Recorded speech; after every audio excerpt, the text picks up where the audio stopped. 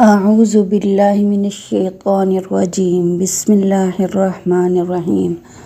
ربی اشرح لی صدری ویسر لی امری واحلل عقدۃ من لسانی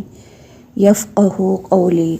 ربنا اننا آمنا فاغفر لنا ذنوبنا وقنا عذاب النار ربنا آمنا فاغفر لنا وارحمنا وانت خیر الراحمین ربنا ظلمنا انفسنا وان لم تغفر لنا وترحمنا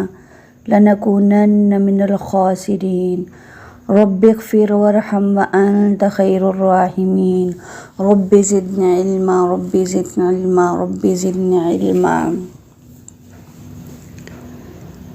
بسم اللہ الرحمن الرحیم۔ آج ہم ایمان کے متعلق احادیث کا مطالعہ کریں گے۔ ایمان کا تعلق قول اور فعل ہر دو سے ہے اور وہ بڑھتا ہے اور گھٹتا ہے، جیسا کہ اللہ تعالیٰ نے فرمایا تاکہ ان کے پہلے ایمان کے ساتھ ایمان میں اور زیادتی ہو، اور فرمایا کہ ہم نے ان کو ہدایت میں اور زیادہ بڑھا دیا، اور فرمایا کہ جو لوگ سیدھی راہ پر ہیں ان کو اللہ اور ہدایت دیتا ہے، اور فرمایا کہ جو لوگ ہدایت پر ہیں اللہ نے اور زیادہ ہدایت دی اور ان کو پرہیزگاری عطا فرمائی، اور فرمایا کہ جو لوگ ایماندار ہیں ان کا ایمان اور زیادہ ہوا، اور فرمایا کہ اس صورت نے تم میں سے کس کا ایمان بڑھا دیا، فی الواقعہ جو لوگ ایمان لائے ہیں ان کا ایمان اور زیادہ ہو گیا، اور فرمایا کہ منافقوں نے مومنوں سے کہا کہ تمہاری بربادی کے لیے لوگ بکثرت جمع ہو رہے ہیں، ان کا خوف کرو۔ بس یہ بات سن کر ایمان والوں کا ایمان اور بڑھ گیا اور ان کے منہ سے یہی نکلا حسبنا اللہ ونعم الوکیل، اور فرمایا کہ ان کا اور کچھ نہیں بڑھا، ہاں ایمان اور اطاعت کا شیوا ضرور بڑھ گیا۔ اور حدیث میں وارد ہوا کہ اللہ کی راہ میں محبت رکھنا اور اللہ ہی کے لیے کسی سے دشمنی کرنا ایمان میں داخل ہے۔ اور خلیفہ عمر بن عبدالعزیز رحمہ اللہ نے عدی بن عدی کو لکھا تھا کہ ایمان کے اندر کتنے ہی فرائض و عقائد ہیں اور حدود ہیں اور مستحب و مسنون باتیں ہیں جو سب ایمان میں داخل ہیں، بس جو ان سب کو پورا کرے اس نے اپنا ایمان پورا کر لیا، اور جو پورے طور پر ان کا لحاظ نہ رکھے نہ ان کو پورا کرے اس نے اپنا ایمان پورا نہیں کیا۔ بس اگر میں زندہ رہا تو ان سب کی تفصیلی معلومات تم کو بتلاؤں گا تاکہ تم ان پر عمل کرو، اور اگر میں مر گیا تو مجھ کو تمہاری صحبت میں زندہ رہنے کی خواہش بھی نہیں۔ اور ابراہیم علیہ السلام کا قول قرآن مجید میں وارد ہوا ہے، لیکن میں چاہتا ہوں کہ میرے دل کو تسلی ہو جائے۔ اور معاذ رضی اللہ عنہ نے ایک دفعہ ایک صحابی اسود بن بلال نامی سے کہا تھا کہ ہمارے پاس بیٹھو تاکہ ایک گھڑی ہم ایمان کی باتیں کر لیں، اور عبداللہ بن مسعود رضی اللہ عنہ نے فرمایا تھا کہ یقین پورا ایمان ہے اور صبر آدھا ایمان ہے، اور عبداللہ بن عمر رضی اللہ عنہ کا قول ہے کہ بندہ تقوی کی اصل حقیقت یعنی کہنا کو نہیں پہنچ سکتا جب تک کہ جو بات دل میں کھٹکتی ہو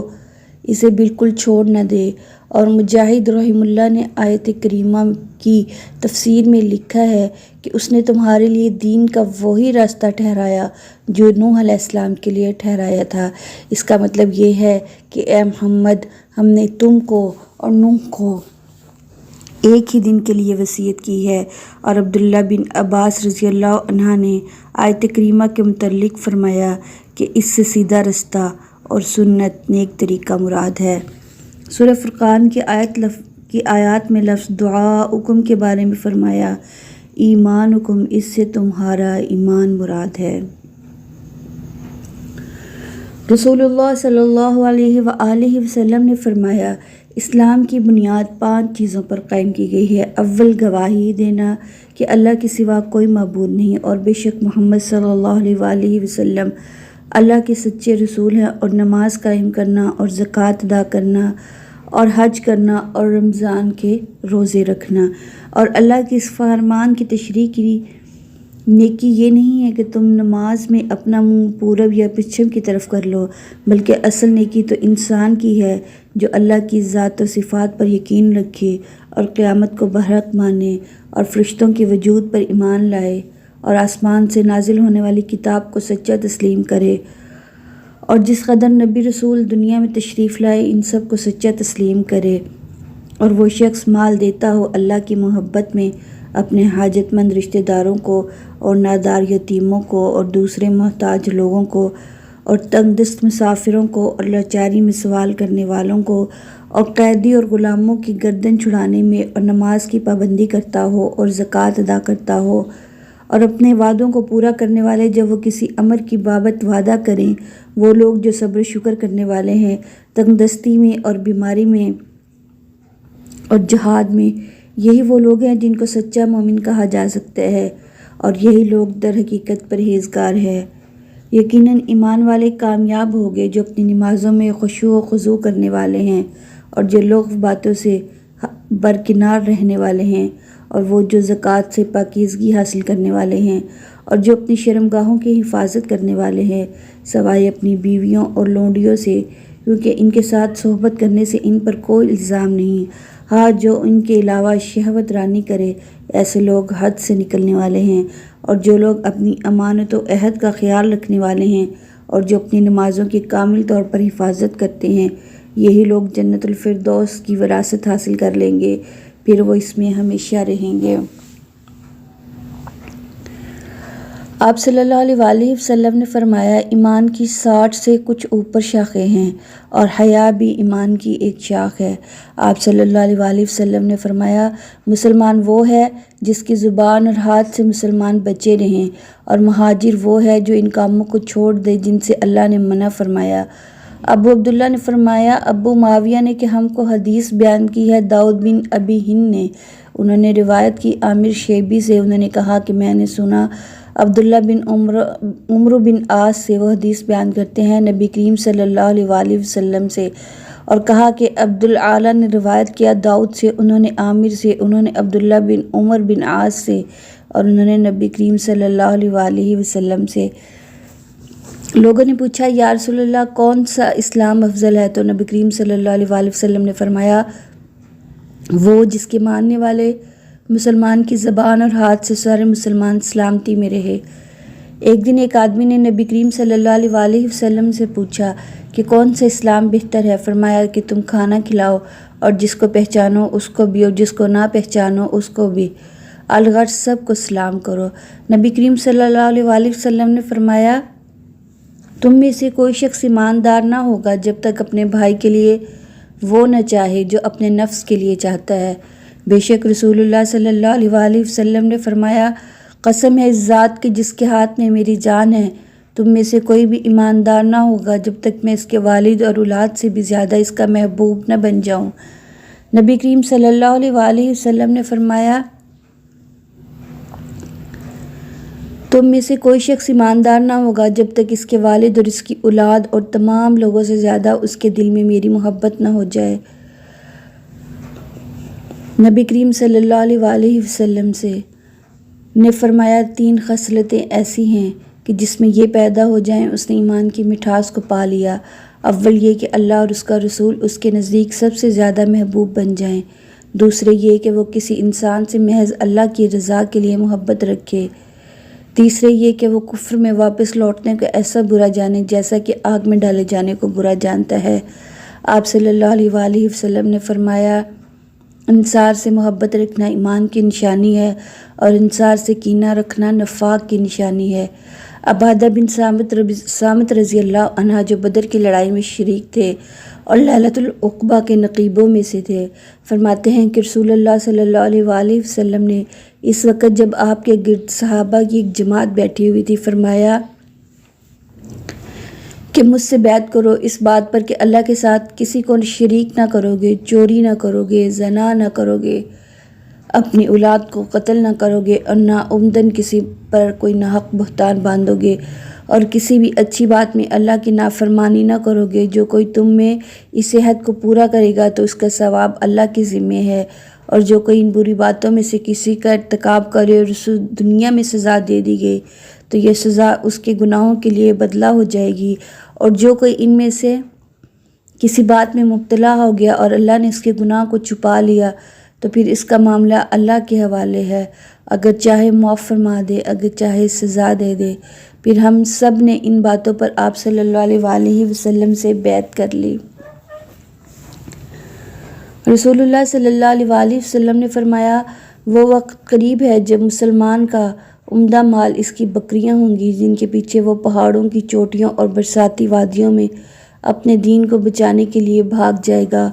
اور اس بات کا ثبوت ہے کہ معرفت دل کا قول ہے، اور اس لیے کہ اللہ تعالیٰ نے فرمایا اللہ گرفت کرے گا اس پر جو تمہارے دلوں نے کیا ہوگا۔ رسول کریم صلی اللہ علیہ وآلہ وسلم لوگوں کو کسی کام کا حکم دیتے تو وہ ایسا ہی کام ہوتا جس کے کرنے کی لوگوں میں طاقت ہوتی۔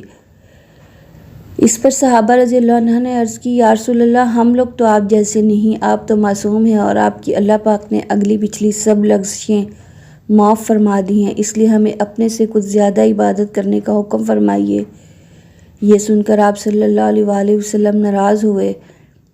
حتیٰ کہ خفگی آپ صلی اللہ علیہ وآلہ وسلم کے چہرہ مبارک سے ظاہر ہونے لگی۔ پھر فرمایا، بے شک میں تم سب سے زیادہ اللہ سے ڈرتا ہوں اور تم سب سے زیادہ اسے جانتا ہوں، بس تم مجھ سے بڑھ کر عبادت نہیں کر سکتے۔ آپ صلی اللہ علیہ وآلہ وسلم نے فرمایا، جس شخص میں یہ تین باتیں ہوں گی وہ ایمان کا مزہ پالے گا۔ ایک یہ کہ وہ شخص جسے اللہ اور اس کا رسول ان کے ماں سوا سے زیادہ عزیز ہو، اور دوسرے یہ کہ جو کسی بندے سے محض اللہ ہی کے لیے محبت کرے، اور تیسری بات یہ کہ جسے اللہ نے کفر سے نجات دی ہو پھر دوبارہ کفر اختیار کرنے کو وہ ایسا برا سمجھے جیسے آگ میں گر جانے کو برا جانتا ہے۔ آپ صلی اللہ علیہ وآلہ وسلم نے فرمایا،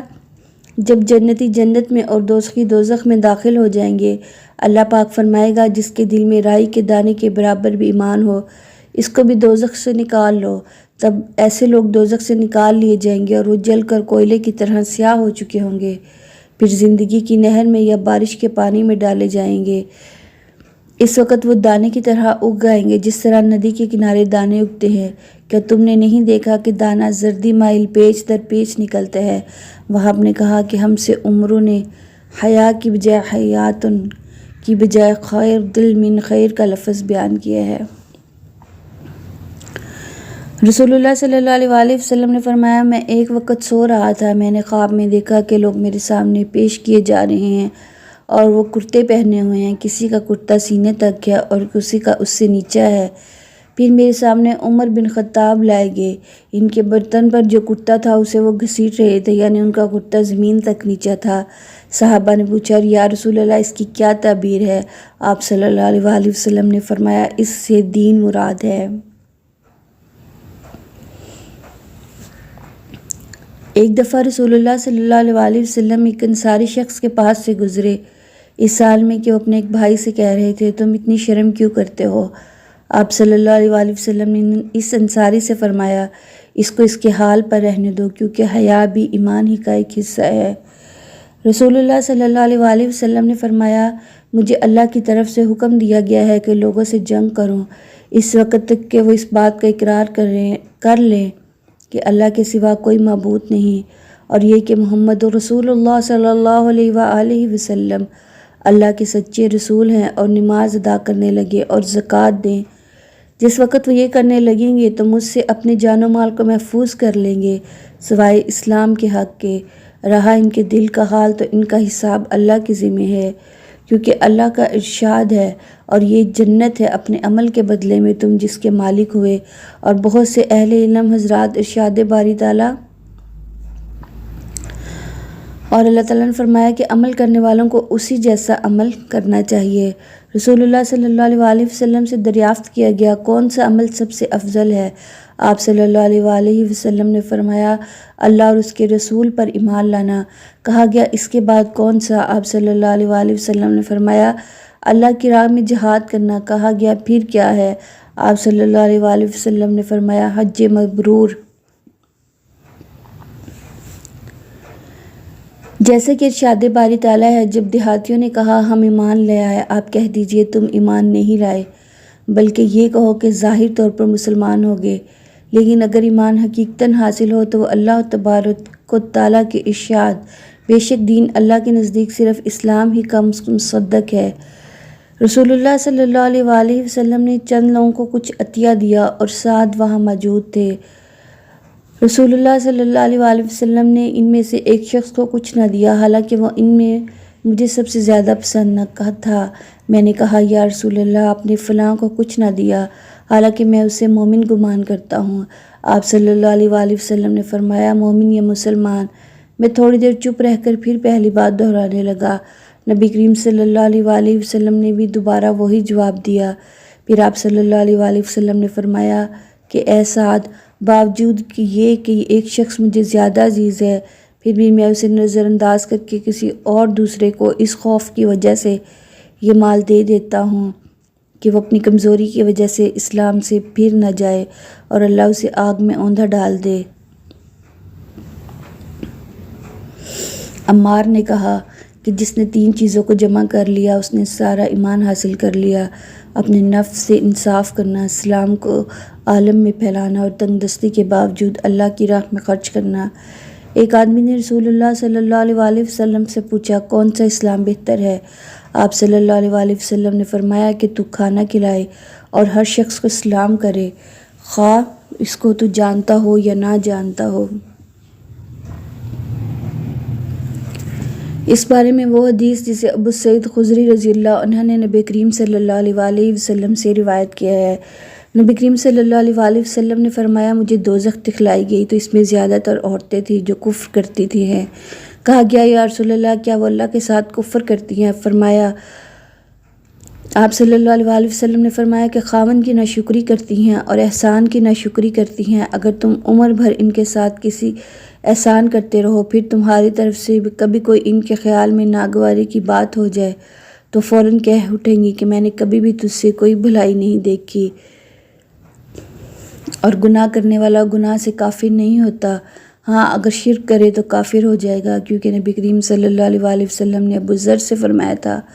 تو ایسا آدمی ہے جس میں جاہلیت کی بو آتی ہے، اس برائی کے باوجود آپ صلی اللہ علیہ وسلم نے اسے کافر نہیں کہا۔ اور اللہ نے سورہ نساء میں فرمایا بے شک اللہ شرک کو نہیں بخشے گا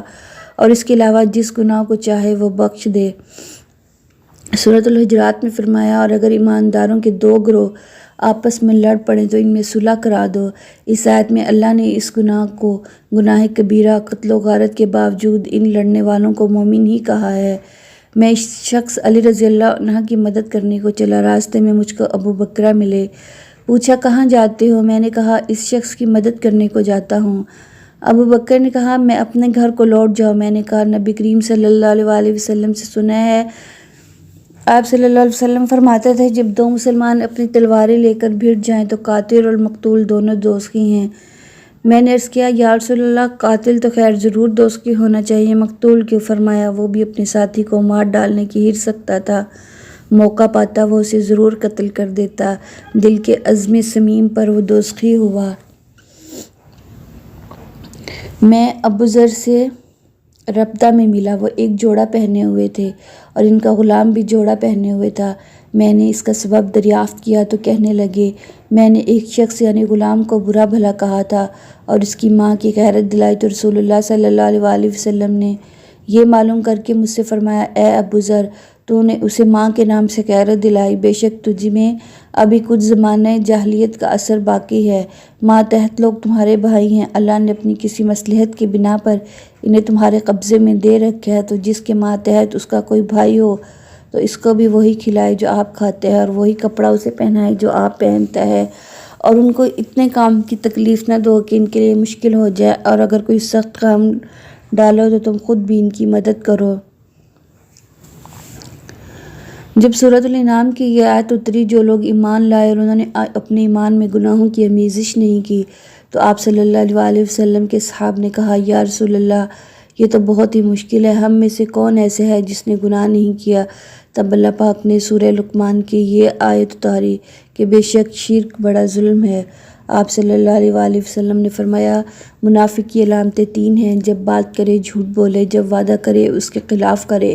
اور جب اس کو امین بنایا جائے تو خیانت کرے۔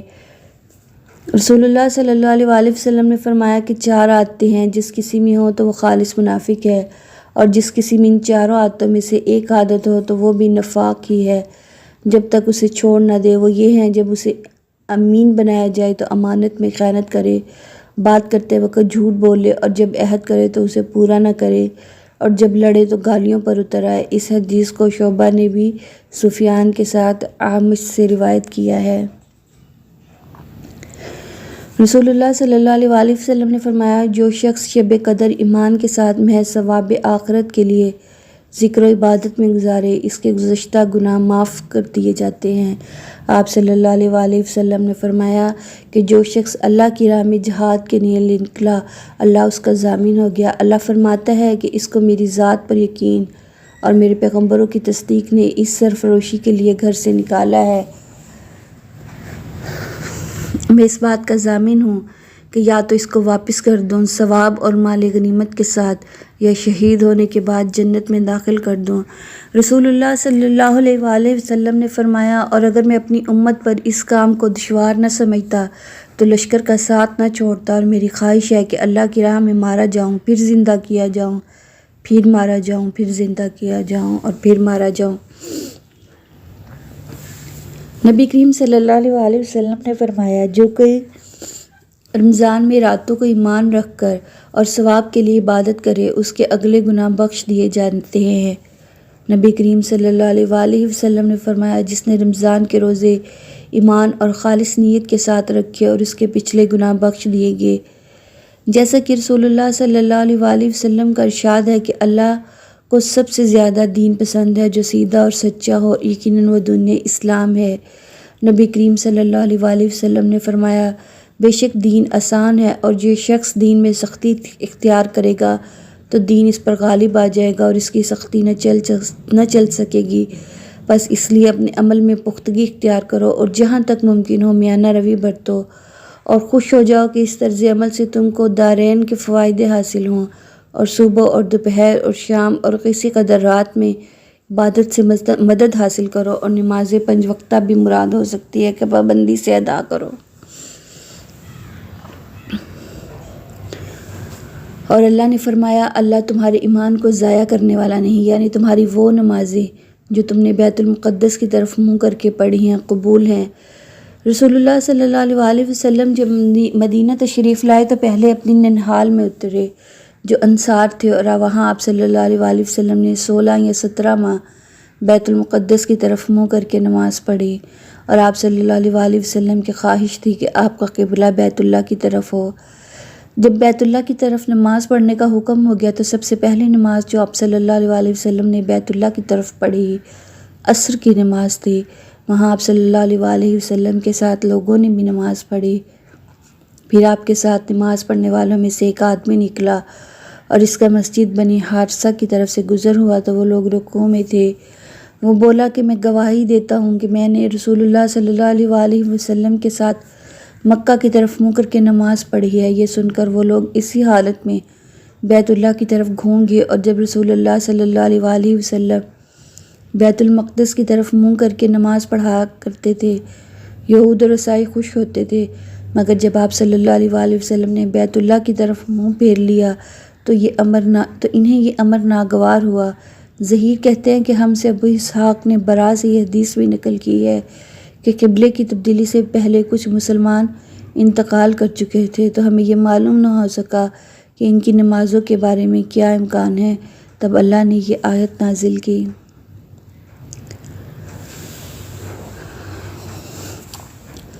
انہوں نے رسول اللہ صلی اللہ علیہ وآلہ وسلم کو یہ ارشاد فرماتے سنا کہ جب ایک بندہ مسلمان ہو جائے اور اس کا اسلام عمدہ ہو تو اللہ اس کے گناہوں کو جو اس نے اسلام لانے سے پہلے کیا معاف فرما دیتا ہے، اور اب اس کے بعد کے لیے بدلہ شروع ہو جاتا ہے، یعنی ایک نیکی کے عوض 10 گناہ سے لے کر 700 گناہ تک ثواب، اور ایک برائی کا اسی برائی کے مطابق بدلہ دیا جاتا ہے، مگر یہ کہ اللہ تعالیٰ اس سے برائی سے بھی درگزر کرے، اسے معاف فرما دے، یہ بھی اس کے لیے آسان ہے۔ رسول صلی اللہ علیہ وسلم نے فرمایا کہ تم میں سے کوئی شخص جب اپنے اسلام کو عمدہ بنا لے، یعنی نفاق اور رعایا سے پاک کر لے، تو ہر نیک کام جو وہ کرتا ہے اس کے عوض 10 سے لے کر 700 گناہ تک نیکیاں لکھی جاتی ہیں، اور ہر برا کام جو کرتا ہے تو وہ اتنا ہی لکھا جاتا ہے جتنا کہ اس نے کیا۔ رسول اللہ صلی اللہ علیہ وسلم ایک دن ان کے پاس آئے۔ اس وقت ایک عورت میرے پاس بیٹھی تھی۔ آپ نے دریافت کیا، یہ کون ہے؟ میں نے عرض کیا، فلاں عورت۔ اس کی نماز کے اشتیاق اور پابندی کا ذکر کیا۔ آپ صلی اللہ علیہ وسلم نے فرمایا، ٹھہر جاؤ، تم پر اتنا ہی عمل واجب ہے جتنی عمل کی تمہارے اندر طاقت ہے۔ اللہ کی قسم، ثواب دینے سے اللہ نہیں اکتاتا، مگر تم عمل کرتے کرتے اکتا جاؤ گے، اور اللہ کو دین کا وہی عمل زیادہ پسند ہے جس کی ہمیشہ پابندی کی جائے اور انسان بغیر اکتائے اسے انجام دے۔ اور اللہ کے اس قول کی تفسیر کا بیان، اور ہم نے انہیں ہدایت میں زیادتی دی، اور دوسری آیت کی تفسیر میں کہ اور اہل ایمان کا ایمان زیادہ ہو جائے۔ پھر یہ بھی فرمایا کہ آج کے دن میں نے تمہارا دین مکمل کر دیا، کیونکہ جب کمال میں سے کچھ باقی رہ جائے تو اسی کو کمی کہتے ہیں۔ آپ صلی اللہ علیہ وسلم نے فرمایا، جس شخص نے لا الہ الا اللہ کہہ لیا اور اس کے دل میں جو برابر بھی ایمان ہے تو وہ ایک نہ ایک دن دوزخ سے ضرور نکلے گا، اور دوزخ سے وہ شخص بھی ضرور نکلے گا جس نے کلمہ پڑھا اور جس کے دل میں گیہوں کے دانے کے برابر خیر ہے، اور دوزخ سے وہ بھی نکلے گا جس نے کلمہ پڑھا اور اس کے دل میں ایک ذرہ برابر بھی خیر ہے۔